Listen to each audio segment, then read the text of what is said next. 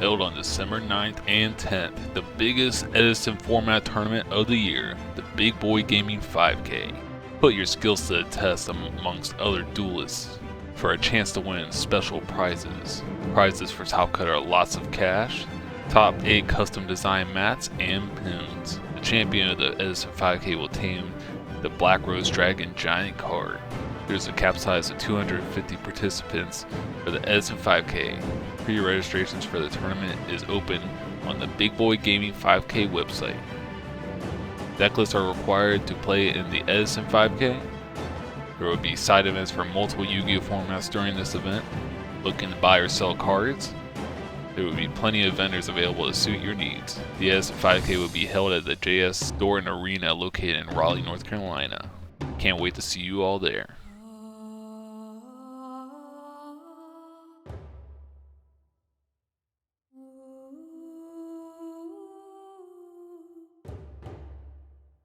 Hey everyone, it's Hydropump here. Today I am doing a video of my predictions of what is going to win R.B.E.T Rulers this weekend. Now, if you don't know, R.B.E.T Rulers is like this tournament series, or just R.B.E.Ts in general, a tournament series ran by E3 Yu-Gi-Oh! He just hosts all these tournaments. He did a bunch of online ones and in-person tournaments. They've all been pretty sick. But R.B.E.T Rulers is like the final invitational tournament for anyone that topped those tournaments. So yeah, this is his channel. If you happen to not know who E3 Yu-Gi-Oh is, just check out his channel. It's a lot of good resources, and he uploads a lot. So high tier content here. We have this is a stream he did the other day of just reviewing like all the decks that topped previous R.B.E.T tournaments or just tournaments in general. So that's a lot of good content. But I'm going to be talking about my prediction of what's going to win. It's kind of like a dark horse pick, obviously, because it's not gonna be like, ooh, I choose Vayu Turbo to win. I mean, sure, I guess you can say that because it's won a lot of tournaments this year. It's been like the year of Vayu Turbo. And some other decks have also popped up as well. But Vayu has noticeably won a lot of tournaments this year. But yeah, I have like a thought of a deck that I think is gonna win, but unfortunately, I never qualified for R.B.E.T this season. R.B.E.T Rulers. I played in a couple R.B.E.Ts. Just didn't make it. I think the first couple, I didn't play in a couple of them, and then I had to leave early for one of them, and I played Kawaki Miru for the last online one, and then I didn't top Orlando. So yeah, it is what it is. But I would not be playing, so you do not have to worry about me playing. But yeah, we're just gonna jump right into the deck that I think is going to win the whole thing. So here we are, Machina Control. Now this deck has topped a decent amount here and there, in just like various tournaments throughout this year, and it's been kind of popular. I've been seeing a lot of builds that's like they seem kind of iffy, and this one you can change things too. I just want to talk about the deck list and just like cards. There's good talking points.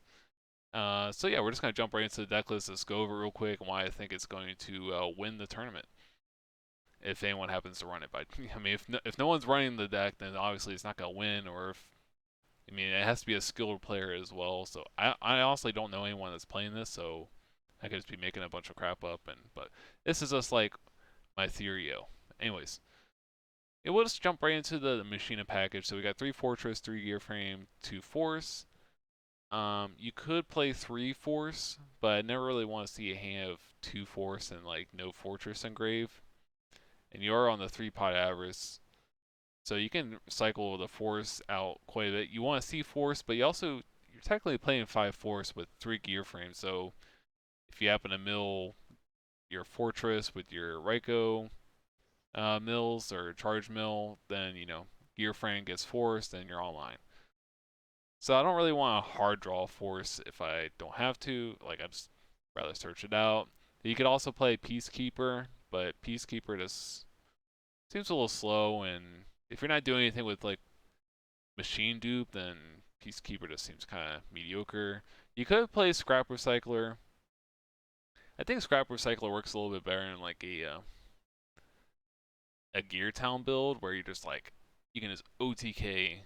Whereas this build, like you're just dumping Fortress and you still have to have the Force in your hand. Whereas the Gear Town build, you can just like jump your Ancient Gear Dragon guy just to summon Fortress. So you have more stuff to ditch with Fortress if you were playing Scrap Recycler. So yeah, I think Gear Frame is just a lot better. Obviously, you're always playing 3 Gear Frame, and you can play 3 Fortress as well. So I think this is a good ratio. And onto like the other monsters, we have 3 Kaius. Now I see a lot of builds play 2, but this deck often plays 3 Raikou, 3 Hamster. And if you're playing all that, I feel like you have to lean on Kaius a little more. Just like Raikou or Hamster, Raikou, Kaius, just like lean on it a lot. And Kaius is a really strong monster, obviously. I ran 3 in my value list early this year. A lot of people prefer 2, but in that particular deck, I just wanted to really like focus on the Hamster Raikou Kaius engine. And I think it fits really well in here as well. Just because you have like pi hours to get everything back. So yeah, you can just Kaius your opponent out of the game pretty much. And the Tutor Kaius, you also have Cyber Dragon, so you can go special summon Cyber Dragon, summon Kaius. Really strong like turn 1 play where it's like your opponent goes set 1. Like it's not really bad into any field really. Like Cyber Dragon into Kaius. I mean, I guess it's bad against Absolute Zero. Um, but we can talk about that in a minute too. Um, so yeah, really strong card. And then Cyber Dragon is some builds don't play it and some do. I don't really like the idea of it because like mixing Cyber Dragon with your machine deck doesn't really sound too appealing. And I kind of started thinking about it. Obviously synergized this with Caius, but then it just kind of lets you put a lot of pressure on the field at once. So that's why I enjoy Caius or Cyber Dragon. And Card Trooper does 4 million, and it's just like really obnoxious card to deal with. It can potentially bait out a D prison, so you can let your Fortress just go in. So this card is just like your opponent has to kind of just deal with it. Like there's no good way to deal with Card Trooper usually. So, and we play Gores because Gores is Gores, and it works pretty well in this deck. We had the one Lila, that's for another charge target. I don't really like Lila all that much, but it's okay if you need pop a back row to summon Fortress. So it's just kind of like the bait out like a bottomless if or a deep prison again. It's kind of like similar to Card Trooper, just get rid of that stuff so you can make your push. And then obviously the Raikou Hamsters, just crazy cards. Like I think you can get away with playing 3 Raikou, 3 Hamster in this build just because you have the 3 Pi Avarice. So just trying to abuse those cards as much as possible. Like fill your grave, use your forces to get Fortress out, use your Kai's, and then just you're kind of like grinding your opponent down, and then you just refuel. So this deck has like a really good grind game option as well. Onto the spells. Let's talk about 3 Pi Avarice. Obviously, just replenish everything you got.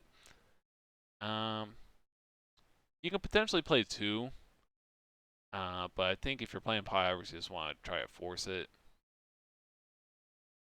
because you don't want to get in this situation where you like middle to your Pi Avarice and you're like, well, there goes that game plan. You could brick on 2 potentially, but hopefully you're just hoping Raikou Hamster engine just like carries you and just fills up the grave.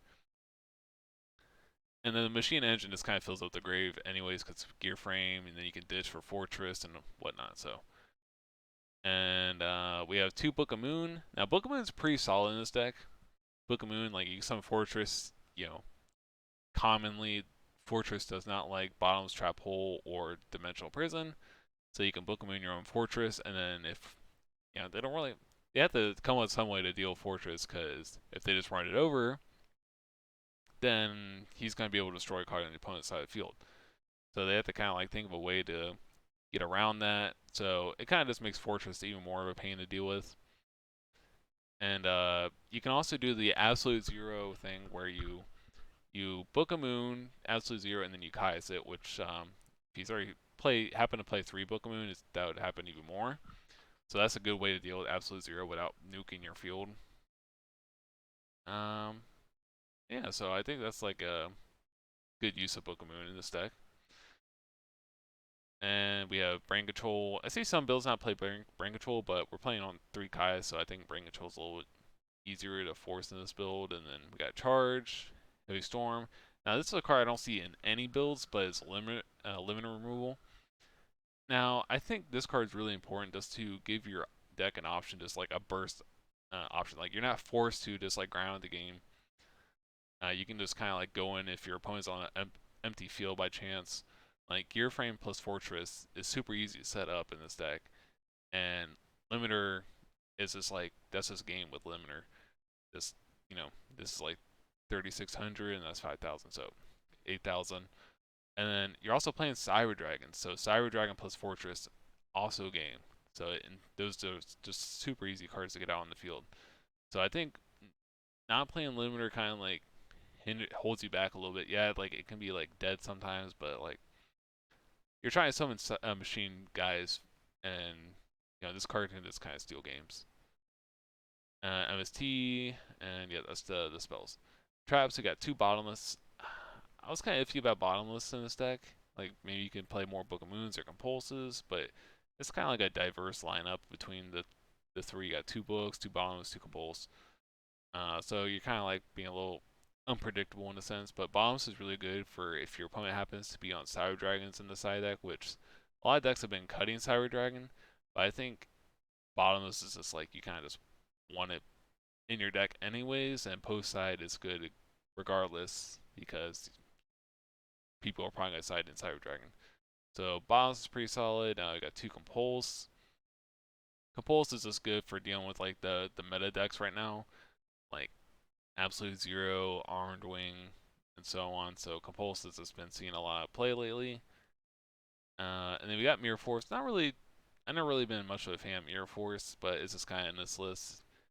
You could play D Prison, but then you could potentially just like cut Mirror Force and Compulse and put 3D Prism. But I think I like Compulse a little bit more because it's just it's a more active card. It's like gets rid of problems or and whatnot. And we got Solemn, we got Torrential and Trap Dusty. So these 3 are pretty good. Mirror Force is kind of like hit or miss. And there was one more thing I was gonna mention. Well, maybe it will come back to me.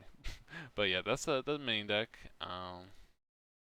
Yeah, and then the side deck we have the 2D Crows. Now this is kind of this like filler, but it could fuel your pot average play, and if you happen to play against like Norlaris, it's good there.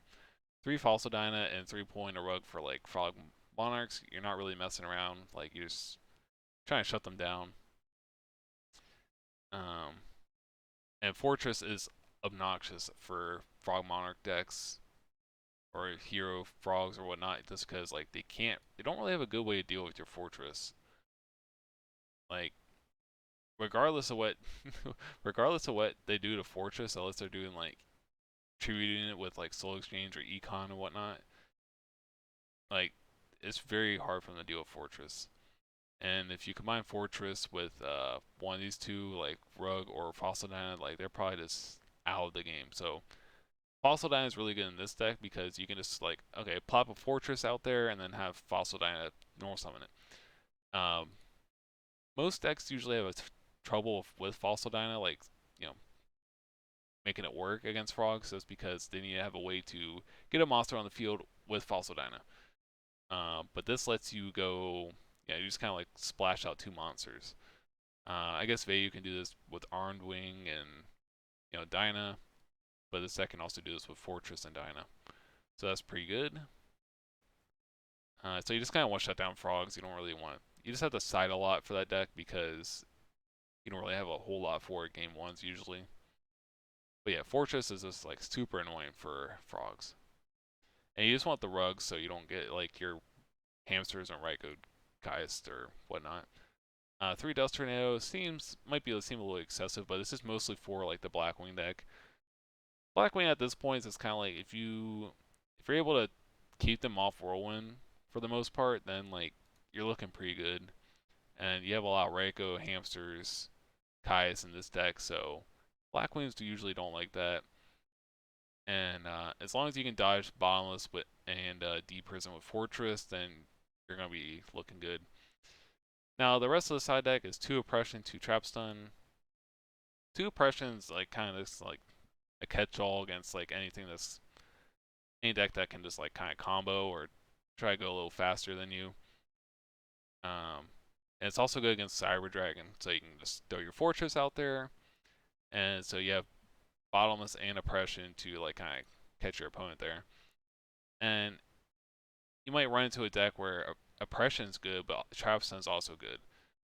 So you can potentially side both these in where you know set up Oppression, and then you can, if you ever want to make a push or need to make a push, then you can activate Trap Stun and then go in under your own Oppression. So that was just kind of like what I had in mind there. And Trap Stun's good against like heroes or Vayu Turbo potentially, because like again you want to dodge Bottomless and Deep Prisons, and those cards are really annoying. So that's just kind of like what I thought with the side deck. Again, I don't really have a whole lot of testing with this deck. It's just like all theory. And the extra deck is just kind of like whatever. It's just a bunch of synchros. You don't play any tuners. I've seen builds play like Splash a Gale or Plague Spreader. Gale's decent to draw, but I never really want to draw Plague. Um, I guess you could do like level 8 plays with Caius or 6 with Gear Frame, and so you can make some synchros with Plague, but it's kind of like a bad tempo card where it's like you're stacking something on top of your deck to make a synchro play, which is not really needed in this deck, I don't feel. So like you just kind of want to do the Fortress Caius and uh, go along with that. Um, so yeah, and then yeah, actually, I mean, you had 2 Chimera Techs if you need it, so that could be pretty solid. But yeah, this is my prediction to win Ribbit Rulers. We'll see if that happens tomorrow or the next couple days. I'm not sure what they're gonna do with the top cut, but yep. Anyways, thanks for watching, everyone, and I'll catch you guys in the next one.